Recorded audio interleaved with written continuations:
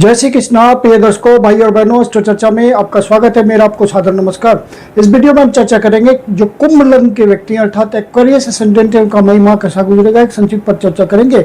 आप कुंभ लग्न के व्यक्ति हैं तो ये वीडियो आपके लिए है। ये प्रथम भाव है, इसमें 11 नंबर लिखा है अर्थात यह कुंभ लग्न की कुंडली को इंडिकेट करता है। 1 मई को जो गोचरीय परिस्थितियां वो आपकी कुंडली पे दिखाया हुआ है और जो मई माह में होने वाले महत्वपूर्ण गोचरीय परिवर्तन है उसको यहाँ डिस्प्ले किया हुआ है। आपके लग्न पे राहु देवता पहले से गोचर कर रहे हैं और सिमल्टेनियसली केतु देवता सप्तम भाव पे गोचर कर रहे हैं। तो ये एक्सिस 1 से 1 का एक्सिस बहुत इंपॉर्टेंट होता है। राहु देवता आपके लग्न पे गोचर कर रहे हैं, लग्न आप खुद होते हैं। तो जब तक राहु देवता यहाँ है, हर डिसीजन को बहुत ही रियलिस्टिक वे में आप सोच करके ले, क्योंकि राहु जिस भाव पे गोचर करता है उस भाव के प्रति आपको ऑब्सेशन दे देता है, ऑब्सेस्ड कर देता है। आप ज़्यादा बढ़ा चढ़ा के सोचते हैं।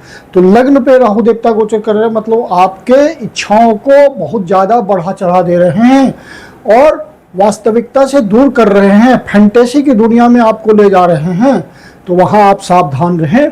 आपके डिसीजंस रियलिस्टिक होने चाहिए, आइडियलिस्टिक होने चाहिए और शेडो वाले नहीं होने चाहिए, नहीं तो आपको परेशानी होगी। तो राहु देवता इस इमेज से आप बचें और फिर राहु देवता आपकी मदद करेंगे। राहु देवता आपके मानसिक पावर को बहुत बढ़ा रहे हैं और आप स्ट्रांगली डिसीजन ले पा रहे हैं। तो इन सब बातों का आपको फायदा मिल रहा है। अब जो धीमे गति से चलने वाले ग्रह हैं, राहु देवता, केतु देवता, बृहस्पति देवता और शनि देवता, ये यथावत स्थिति बनाए हुए हैं। मंथली राशिफल के लिए आपको महत्व हो जाता है तेजी से चलने वाले ग्रह का। तो सबसे पहले हम बात करते हैं मंगल देवता की। मंगल देवता द्वितीय भाव पे गोचर कर रहे हैं और 11 तारीख को तृतीय भाव पे आएंगे और आपके दसम भाव के स्वामी हैं और साथ में तृतीय भाव के स्वामी हैं अर्थात प्रयास के भाव के स्वामी हैं और कर्म क्षेत्र के स्वामी हैं। तो जो भी आप एफर्ट्स लगाएंगे वहाँ से सहयोग मिलेगा आपको धन को संचित करने में।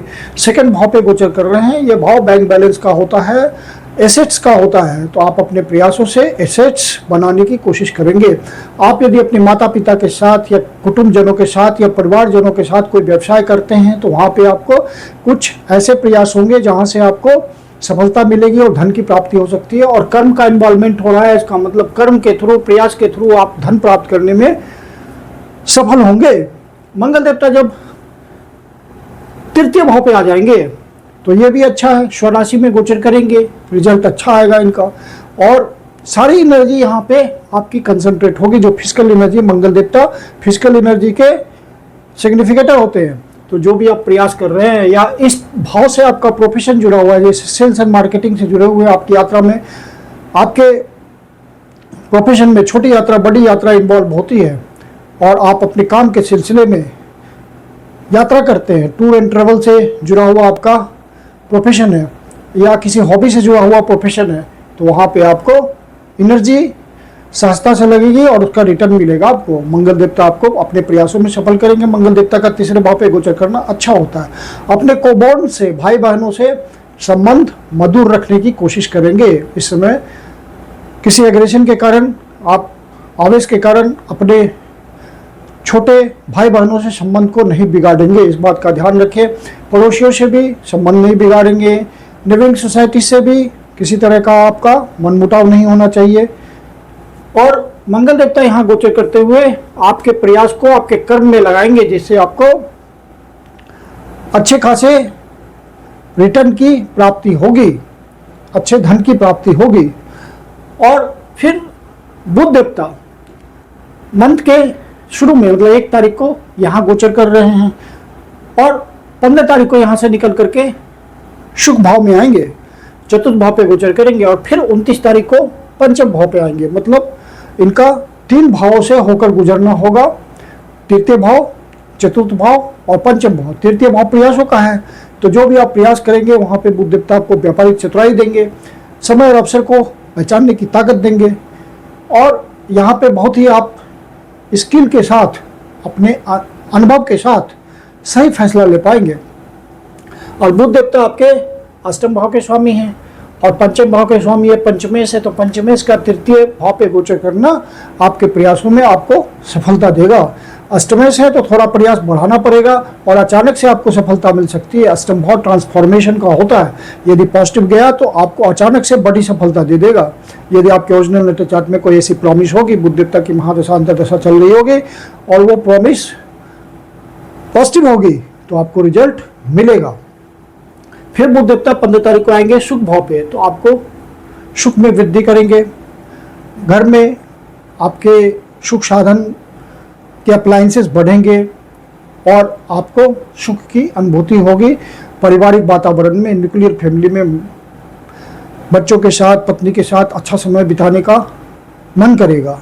आपको दसम भाव को देखेंगे और चूंकि अष्टमेश है और पंचमेश है तो कर्म क्षेत्र में भी आपको कुछ बेहतरीन रिजल्ट देंगे। फिर सूर्य देवता की बात करें तो सूर्य देवता आपके सप्तम भाव के स्वामी हैं, सोशल स्टेटस के भाव के स्वामी हैं, पार्टनरशिप के भाव के स्वामी हैं, बिजनेस के भाव के स्वामी हैं, लाइफ पार्टनर के सिग्निफिकेटर हैं। तो तृतीय भाव पे गोचर करते हुए इन सब बातों के लिए आपको प्रयास करना पड़ेगा। उच्च के गोचर कर रहे तो उच्च का प्रयास होगा आपका काफ़ी हाई लेवल का और आपको रिटर्न भी उसी हिसाब से मिलेगा। फिर सूर्य देवता 15 तारीख से शुभ भाव पे आ जाएंगे और चूंकि आपके पद प्राप्ति प्रतिष्ठा के भाव में हैं तो आपको वहाँ से सुख देंगे। आपको समाज में ज़्यादा पहचान मिलेगी और सरकारी अधिकारियों वगैरह से आपका संपर्क हो सकता है। कोई बिजनेसमैन है आप तो बिजनेस के सिलसिले में यदि आपको सरकारी महकमे से पाला पड़ता है या सरकारी अधिकारियों से संपर्क करना पड़ता है तो वहाँ आपको सूर्य देवता मदद करेंगे। और फिर सूर्य देवता 15 तारीख को आएंगे सुख भाव पे, तो सुख में वृद्धि करेंगे, सुख साधन जुटाएंगे, लिविंग स्टाइल आपका चेंज होगा। एक राजा की तरह आप रहने की इच्छा होगी, सुख साधन को भोग करने की इच्छा होगी। कृषक भाइयों के लिए भी अच्छा समय चलेगा। बुध देवता भी यहाँ है, सूर्य देवता भी यहाँ, बुध आदित्य योग यहाँ भी बन रहा है और आगे चल के बुध आदित्य योग यहाँ भी बन रहा है, तो आपको अच्छा फल मिलेगा बुध आदित्य योग का, सूर्य और बुध के कॉम्बिनेशन का। और फिर बुध देवता 29 तारीख को पंचम भाव पे आएंगे, 16 राशि में आ जाएंगे, तो ये रिजल्ट बहुत ही बढ़िया होगा, वो बहुत ही उत्तम क्वालिटी का होगा 29 तारीख से। और फिर शुक्र देवता इस समय चतुर्थ भाव पे अपनी ही राशि में गोचर कर रहे हैं, 16 राशि में गोचर कर रहे हैं। मालव्य नामक पंच महापुरुष बना रहे तो आपको सुख की वृद्धि देंगे। जो शुभ ग्रह होते हैं जब चतुर्थ भाव पे गोचर करते हैं तो आपके सुख में वृद्धि करते हैं। घर के एनवायरनमेंट में आपको सुंदरता मिलेगी, मतलब बहुत ही शांतिपूर्ण माहौल रहेगा, सुख साधन जुटेंगे। यदि आप इंटरनेट के थ्रू ऑनलाइन घर से ही काम करते हैं तो नए साधन बनेंगे, नए अवसर आएंगे, नई इनकम आएगी। तो ये सब शुक्र देवता आपको यहाँ रहते हुए करेंगे, आपके धन में वृद्धि करेंगे, ऐश्वर्य में वृद्धि करेंगे, सब तरह से आपको सुखी रखने की कोशिश करेंगे। कृषक भाई हैं तो वहाँ पे आपको ज़्यादा इनकम आएगी, बेसिक एजुकेशन में भी मदद करेंगे। फिर शुक्र देवता यहाँ से निकल करके 14 तारीख को पंचम भाव पे आएंगे, तो ये भी अच्छी स्थिति होगी।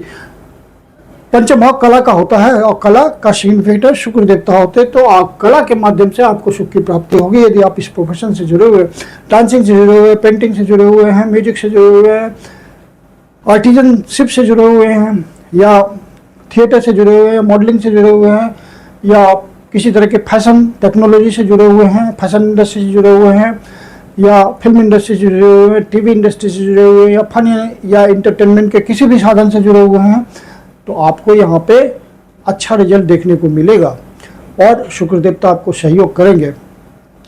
यदि आप स्पोर्ट्स इंडस्ट्री से जुड़े हुए हैं या स्पोर्ट्समैन हैं तो वहाँ भी आपको नए अवसरों की प्राप्ति होगी और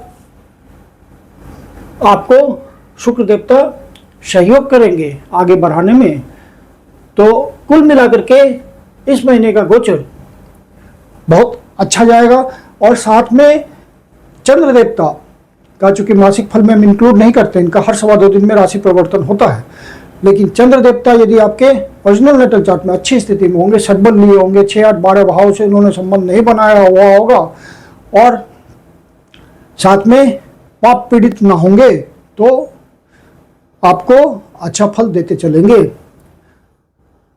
चंद्र देवता जब छठे भाव, आठवें भाव, 12वें भाव पे गोचर करते हैं तो हमें ध्यान रखना होता है। चंद्र देवता छठे भाव पे गोचर कर रहे हैं कर्क राशि में 21, 22 और 23 तारीख को, तो इन दिनों अनावश्यक किसी से बात विवाद में ना उलझे। मन थोड़ा सा आपका